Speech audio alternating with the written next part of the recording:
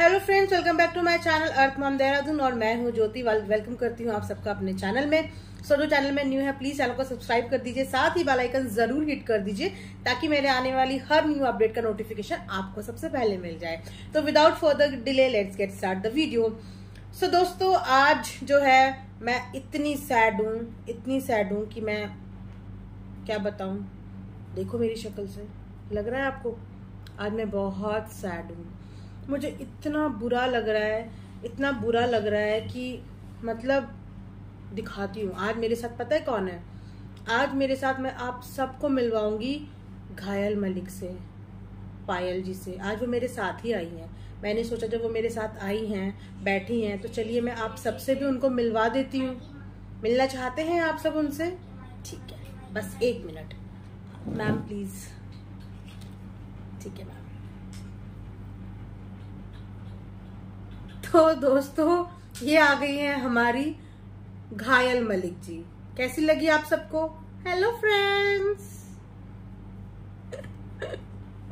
अब आप सोच रहे होंगे कि मैं घायल मलिक जी को अपने साथ आज क्यों लेके बैठी हूँ।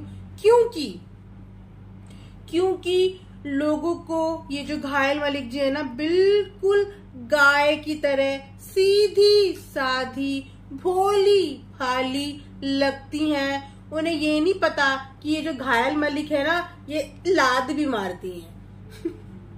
तो लोगों को लगता है वो बहुत सीधी सादी गाय की तरह भोली है और हम लोग हैं वैम्प। मतलब हम जो सीरियल की वैम्प्स होती है ना, हम लोग हैं वैम्प जो कि घायल मलिक के पीछे पड़े हुए बेचारी को हमने इतना परेशान कर दिया है कि क्या बताएं।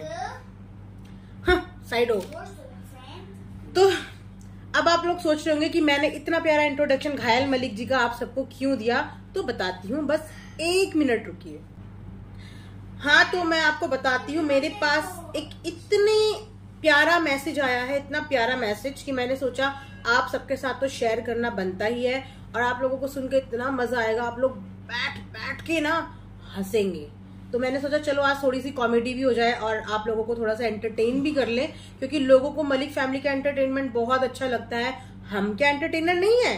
रुकिए, आपको मैं अभी एंटरटेन करती हूँ। तो मेरे पास आया है अरुण दिल्लू जी का एक प्यारा सा मैसेज। आप यहाँ बैठिए थोड़ी देर, क्योंकि आपका ये मैसेज सुनना बहुत जरूरी है। मैम प्लीज बैठिए। हाँ जी। तो मैसेज कुछ इस तरीके से, मैम बैठना ही नहीं चाहती है, मैम को लगता है ऐसे पकड़ के बैठना पड़ेगा।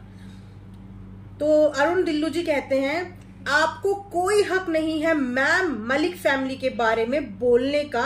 भगवान सब देख रहा है, वो फैसला लेगा। मलिक फैमिली तो बहुत ही अच्छी फैमिली है। Like seriously. तो आएगी नहीं आई आप सबको हंसी? तो मतलब इतनी सारी चीजें आने के बाद भी कुछ लोगों की हालत इतनी खराब है कि वो कुछ देखना नहीं चाहते, वो कुछ समझना नहीं चाहते, और बस उनको तो गाय पसंद आ गई है ना, गाय जैसी भोली भाली सीधी सादी। अब हम तो सीधे साधे हैं नहीं, हम तो वैम्प हैं। तो साथ ही साथ फ्रेंड्स, आज ना एक और फनी चीज हुई। तो जब चीज हुई है तो ऐसा हो नहीं सकता कि मैं आप सबके साथ शेयर ना करूं।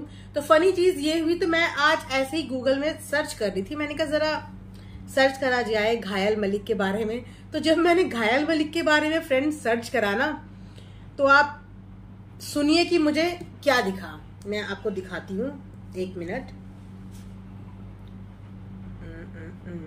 हाँ जी। तो मुझे दिखी घायल मलिक जी की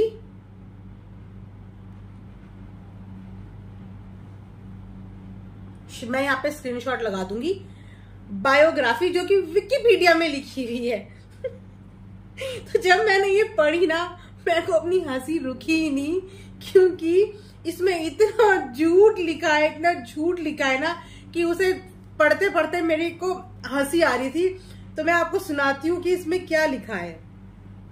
सबसे पहले तो जो घायल मलिक जी की जो डेट ऑफ बर्थ इसमें लिखा है वो है 19 दिसंबर 1994।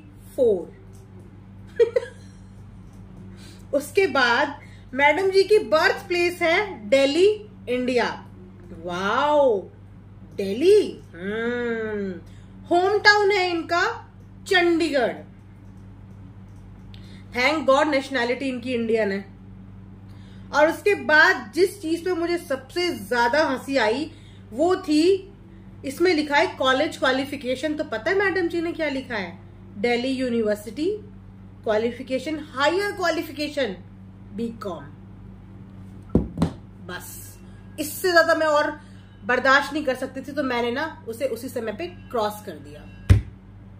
7वीं पास जो है नहीं, उसने बीकॉम की डिग्री अपनी विकिपीडिया में डाली है। तो अब आप खुद बताओ कि इनसे ज्यादा सीधा और शरीफ इन्फ्लुएंसर यूट्यूबर तो आपको पूरी यूट्यूब में ढूंढने से नहीं मिलेगा। और जब बात इनकी शराफत की ही आ रही है, तो आइए थोड़ी सी इनकी शराफत के बारे में हम लोग और डिटेल में बात कर लेते हैं। और अरुण जी को भी मेरी तरफ से ये जो वीडियो है ये उन्हीं को डेडिकेटेड है कि लीजिए आपकी जो है गाय जैसी सीधी सादी घायल जी के लिए एक डिटेल में प्यारी सी वीडियो, जिसमें आपको उनके बारे में बहुत सारी सीधी सादी बातें सुनने को मिलेंगी, जो आप बिल्कुल फॉलो करना और इस चीज को आइडलाइज जरूर करना। ठीक है, तो शुरू करते हैं इनकी पैदाइशी से। तो इनका जन्म एक गुजर फैमिली में हुआ था।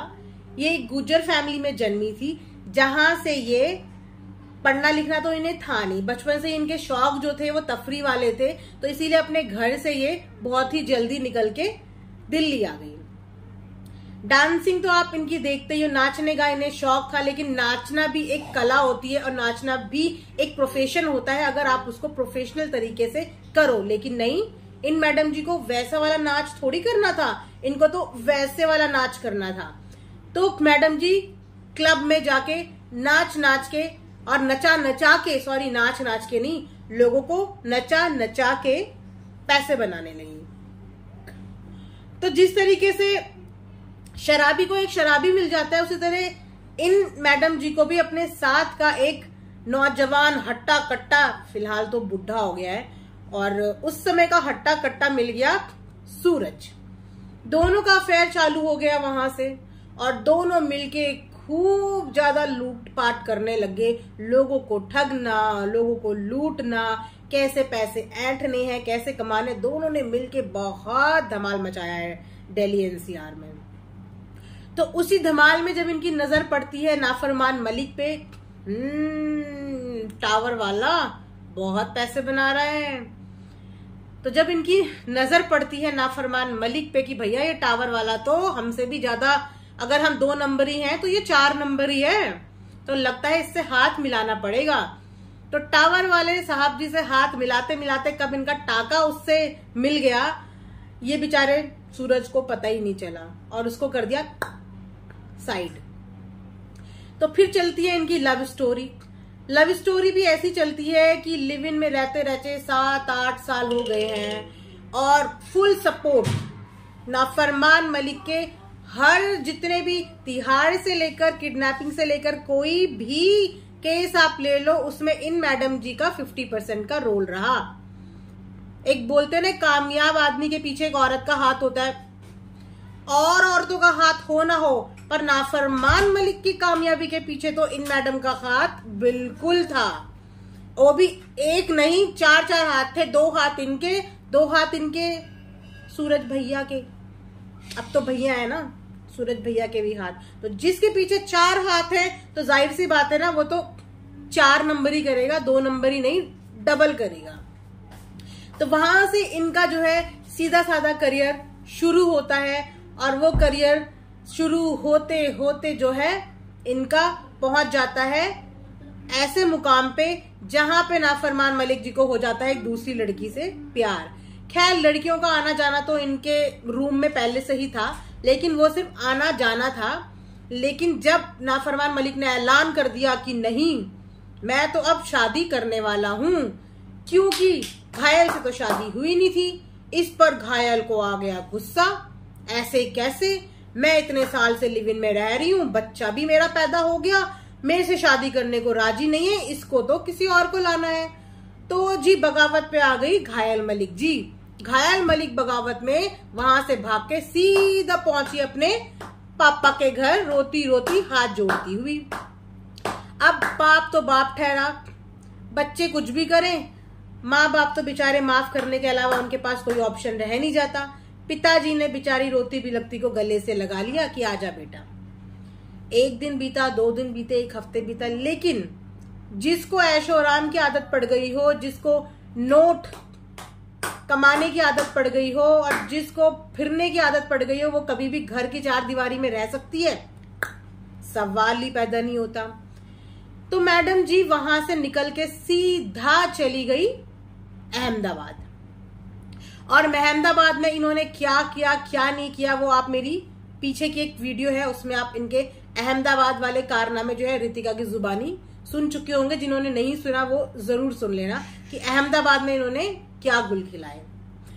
और वहां पे अहमदाबाद पहुंच के जो गुल खिलाए उसके साथ साथ ही अब इन्होंने कहा कि मैं कमाऊंगी तो कितना कमाऊंगी, लेकिन नाफरमान मलिक तो बहुत कमाऊ बंदा है, इतना पैसा है उस पे, ऐसे कैसे मैं वो पैसा छोड़ दूं?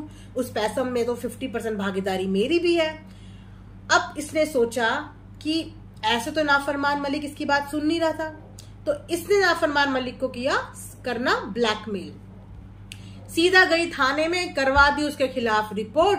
बेचारा अच्छा फंसा, इतना अच्छा फंसा कि इन सीधी सादी गैया जैसी घायल मलिक के आगे नाफरमान मलिक जैसे लोगों ने हाथ जोड़ लिए कि माते मुझे बख्श दो, आप जैसा कहेंगी मैं वैसा करूंगा। तो मैडम जी आ गई अपने घर। बस वहां से सिलसिला आज तक चला आ रहा है। एक्स बॉयफ्रेंड जो कि सैया थे, पहले एक्स सैया, वो बन चुके हैं करंट भैया, और जो थी लीगल वाइफ वो बन चुकी है सेकंड वाइफ। तो तब से पूरे घर की कमांड जो है वो है घायल सीधी सादी गैया के हाथ में। तो तब से ये पूरे घर की बन चुकी है बॉस। सारे एटीएम कार्ड्स की मालिक ये, सारे अकाउंट्स की मालकिन ये, जिसको कितने चाहिए, किसको कहाँ देना है, वो सब कुछ इनके पास रहता है। वो होती है ना वैसी वाली जगहों में जो हाँ जी कितने में पहले पैसा, वो तो ये अपने उस होम स्वीट होम, घर की बेइज्जती होगी अगर ऐसे कहूंगी, तो अपने उस जगह की जिसका मैं नाम नहीं लेना चाहती, उसकी जो ये है मालकिन। तो जो भी पार्सल होते हैं, जो भी चीजें होती हैं, वो इन्हीं से होती हैं और इन्हीं को रिसीव होती हैं। तो ये है आपकी सीधी सादी घायल मलिक जी की असलियत। तो अभी भी आप इनको सीधी सादी गैया माता बोलना चाहते हैं तो मुझे कोई प्रॉब्लम नहीं है। उनकी फोटो अपने घर पे लगाइए और दिन रात घंटी बजा के जय घायल मैया करते रहिए, मेरे को कोई फर्क नहीं पड़ने वाला। आप लोगों की भलाई के लिए ही हम वीडियो बनाते हैं, ताकि जो कुछ यूथ है, यंग जनरेशन है, वो इन लोगों की इतनी प्यारी हैप्पी शैप्पी लाइफ देख के ना इनके झांसे में ना आ जाए। इसीलिए उनको अवेयर करने के लिए हम लोग ये वीडियो बनाते हैं। लेकिन अगर किसी को डूबना ही है तो उसका फिर कुछ नहीं किया जा सकता, वो डूब जाए। कम से कम हमें ये रिग्रेट नहीं रहेगा कि हमारे पास एक प्लेटफॉर्म था, जिस प्लेटफॉर्म को यूज करके हम लोग बताना चाहते थे, दुनिया को समझाना चाहते थे कि किसी भी इन्फ्लुएंसर के इन्फ्लुएंस में इतना मत आओ कि तुम लोग उसको दिन रात पूजने लगो। लेकिन जिसकी जो मर्जी। खैर ये थी मेरी तरफ से एक छोटी सी स्टोरी। आई होप कि आपको ये स्टोरी पसंद आई होगी तो कमेंट सेक्शन में जरूर बताना। अभी तो बहुत कुछ है, धीरे धीरे आगे आगे आने वाली जर्नी में आपको मिलता रहेगा मजेदार कहानियां। तो चैनल को उसके लिए सब्सक्राइब कर दीजिए और साथ में बेल आइकन जरूर हिट कर देना। तो चलिए मिलते हैं कल एक नई वीडियो का, तब तक अपना ध्यान रखिए, दुआओं में याद रखिए। Bye, take care.